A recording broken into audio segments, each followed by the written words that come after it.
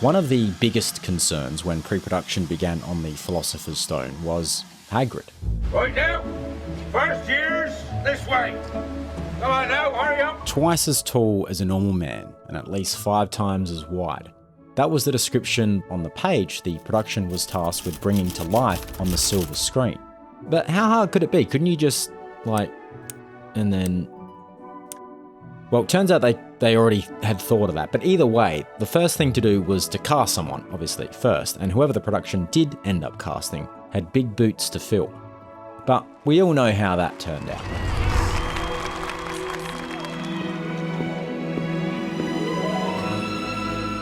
Sorry I'm late.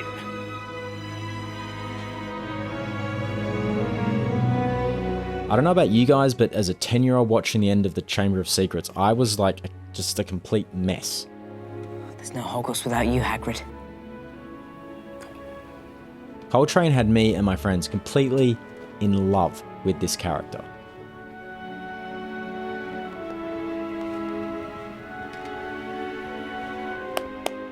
But as larger than life as Coltrane was, he was not twice as tall as a normal man and at least 5 times as wide as the book described. So how did they do it? Paul asked calmly. And this is the part where you probably expect me to say something like, forced perspective. And you'd be half right. Production used pretty much every trick in the book to make Coltrane feel larger in the frame, from wider angle lenses and clever staging like forced perspective. Delighted, Mr. Potter, I just can't tell you. To shrunken down sets and props. And yes, they filmed Coltrane separately on blue screen, scaled him up, and composited 1.25x Coltrane into certain scenes. But that only got them so far. What about shots with lots of movement or wides with other actors in shot? Well, let me introduce the other Hagrid. My name's Martin Bayfield, and I play Hagrid the Giant. Rugby's my background. Played for England for 6 years, and then through a bizarre sequence of circumstances ended up here. On the very first picture, they said to me, Hagrid will be Robbie Coltrane. Great, but we're probably going to have to digitally put Robbie into every single shot, and it's going to be one of the most expensive parts of the whole movie. And there was a lot of sort of concern. So I volunteered the suggestion that for shots of his back and shots on the kids where you were only halfway up Hagrid's body could be done with a double. But early on, it really was just a theory. No one really knew if it was actually going to work. We did a lot of math to work out how big can Hagrid be. And it was very obvious very early on that it had all to do with the anatomy of your donor. Whoever you got, his elbows had to be pretty much where the elbows went. His knees had to be pretty much where the knees went. And those measurements dictated how big you could go. And so we did this big search to find somebody. And that's where they found their Martin Bayfield. So with Hagrid, you've got Robbie, who's just over 6 foot. Martin was 6'10", and we then worked out that if we put him on stilts, we could have a Hagrid that was 7'6". So that was what Hagrid's size became. And we built this suit, which was a big, flexible, soft bodysuit. But as promising as this suit theory was becoming, there was still an air of trepidation among the production as the special effects team tinkered away. In fact, Chris Columbus, the director of The Philosopher's Stone, said he didn't even want to see the suit until it was absolutely ready. But all that anxiety immediately melted away the very moment suited-up Bayfield introduced himself to Robbie Coltrane and the rest of the Harry Potter production. So we dressed Martin behind a screen, and they got Robbie in the beard and the costume because they wanted a direct comparison between Robbie and this animatronic suit that we had built. And basically, Martin just walked out.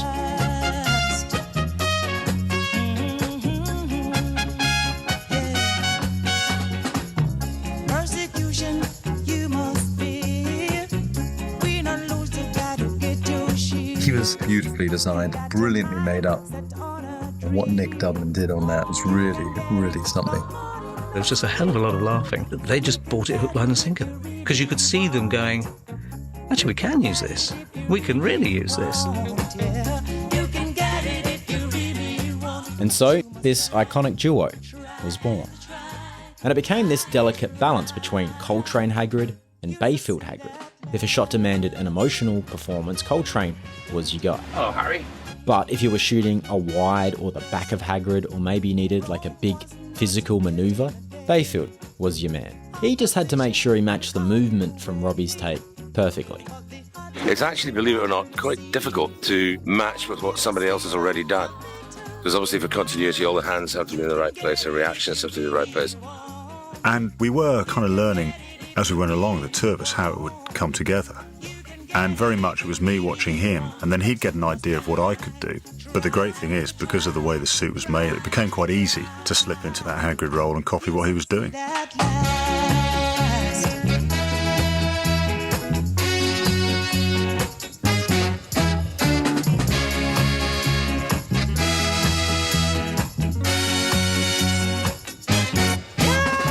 Like this shot from the first film, that's Martin Bayfield. And I've watched The Philosopher's Stone more times than I can remember, and I never noticed that Hagrid's mouth in this shot never moves. Why would Snape put a curse on Harry's brew? Who knows? Why was he trying to get past that three-headed dog on Halloween? Who told you about Fluffy? Fluffy. But as the films progressed, that changed too. When it started out, the head was what we called a dead head. It was just this sort of mixture of fiberglass and silicone to make it look like Hagrid's head. Then, on the second movie, we went animatronic with the face. We go eye movement, mouth movement. That is unbelievable. And the head started to come to life. Now they can do that. And smile. By the third film, we put a voice activation system into it so that Martin could say the lines and the mouth would move. Now I sound ridiculous as well as looking ridiculous. Fantastic. My sister completely freaked out when she saw them. She saw a row of 5 of them. And she's sitting beside me, just going, oh my God, it is such a work of art. The detail, and you see, I mean, every hair is punched into that head. It's incredible. And it really took an army to move the mountain.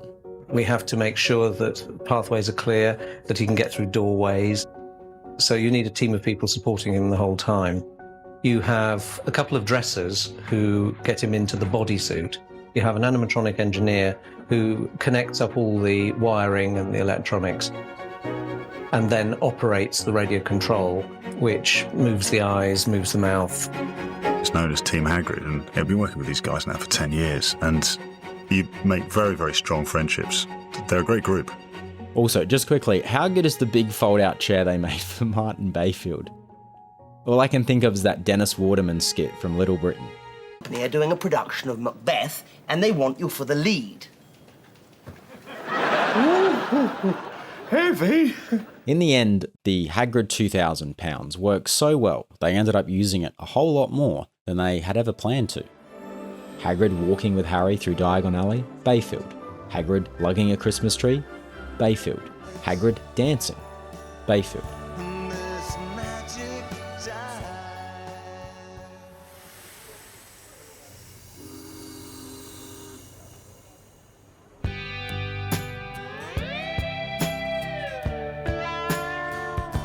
Thanks, Hagrid.